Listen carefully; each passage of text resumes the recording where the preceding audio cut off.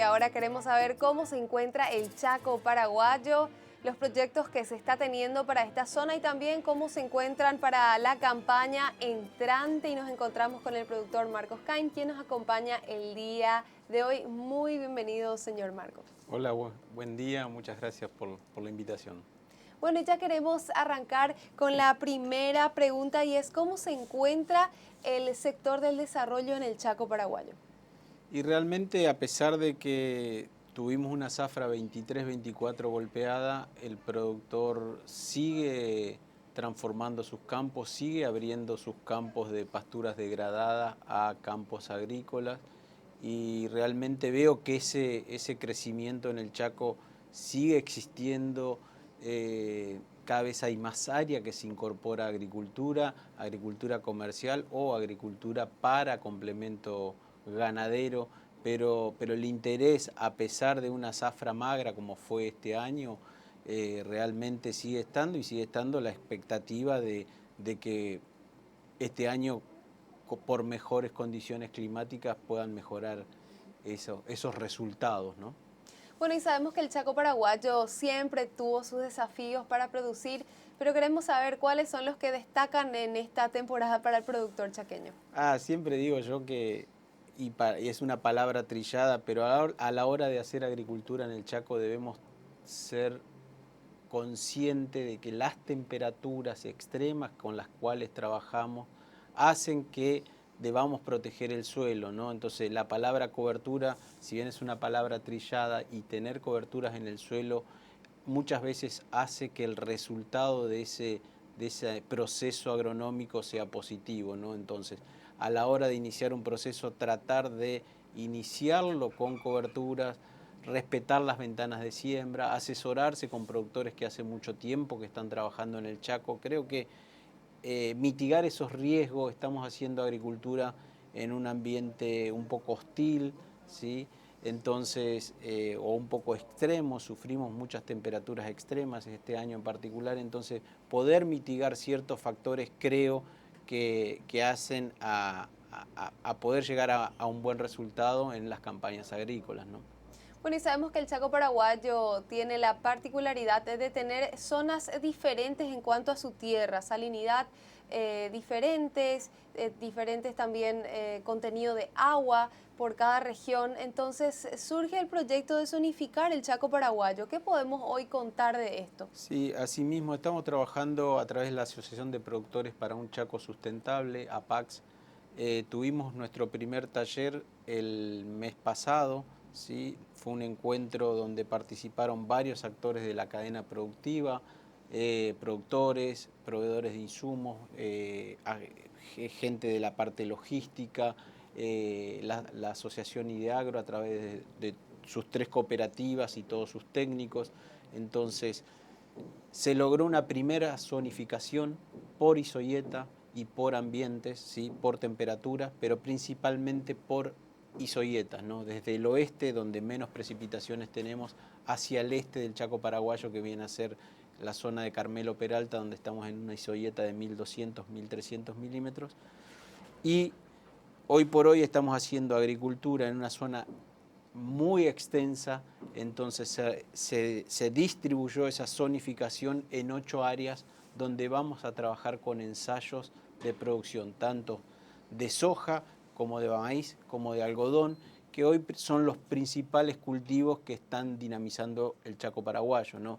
Si bien el algodón es un jugador que entró hace muy poco, o hace 2, 3 años, 3 campañas, es un cultivo que en el esquema de rotación el productor lo elige por su rusticidad.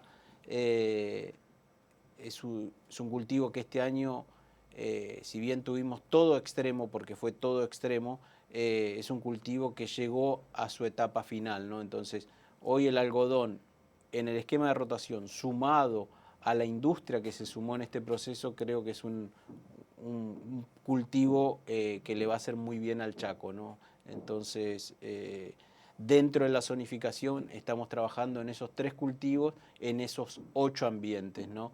El próximo mes tenemos un nuevo taller donde va a participar o nos apoyó en el taller anterior el MADES, pero tenemos invitaciones hacia el Ministerio de Agricultura, hacia el IPTA, donde necesitamos también el apoyo gubernamental, porque son proyectos de investigación que el plazo mínimo de esos proyectos son de 5 a 10 años, ¿no? Y realmente necesitamos información estadística, ¿no? No solo para el productor, sino muchas veces para inversores extranjeros que constantemente llegan al Chaco paraguayo buscando una oportunidad de negocio y no tenemos sustento de información estadística, ¿no? Entonces realmente poder contar con el apoyo estatal, con un plan de investigación a largo plazo, creo que haría muy bien en general al país y bueno, obviamente al Chaco, porque es el área donde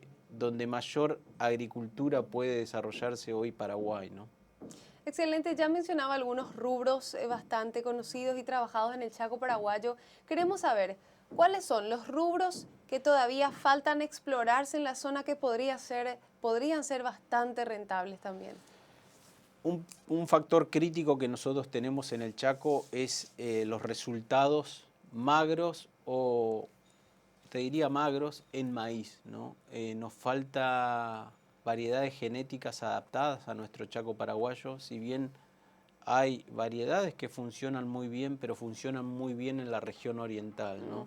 Entonces, a llevar variedades adaptadas al Chaco, ¿por qué? Porque el maíz agronómicamente nosotros lo necesitamos, ¿no? Y el Chaco necesitamos tener una agricultura sustentable si queremos cuidar los suelos a largo plazo, ¿no?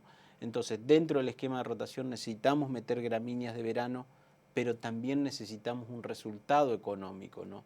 Entonces, este año tuvimos maíces de 2.500 kilos que no pagan los costos de producción. Entonces, necesitamos pagar esos costos de producción, ¿sí? Para que el resultado económico sea viable, ¿no? Entonces, dentro del esquema de rotación, si nosotros hacemos maíz, va a venir una soja, después va a venir un algodón. Pero en lo que es gramíneas de verano, falta mucho por escribir, ¿no? Entonces, hay desafíos importantes que debemos atender en el corto plazo. Excelente, también se escucha y se habla mucho sobre los rubros de especialidades como alternativa para el productor. ¿Qué novedad nos trae este tipo de rubro y también cuáles son sus características y por qué es tan positivo para el productor? Nosotros particularmente este año incorporamos el rubro especialidades, ¿sí?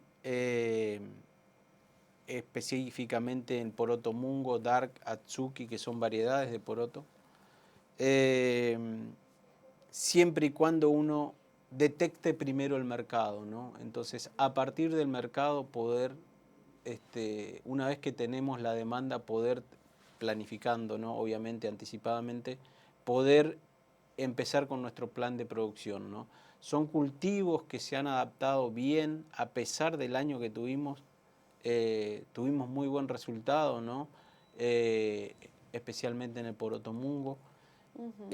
Los costos de producción son más accesibles que hacer una soja o que hacer un maíz o que hacer un algodón, y su ciclo de producción también es más corto, ¿no? Entonces, son cultivos que hoy estamos utilizando dentro del esquema de diversificación de productos para disminuir riesgo, ¿no? Para hacer una agricultura un poco más defensiva, ¿no?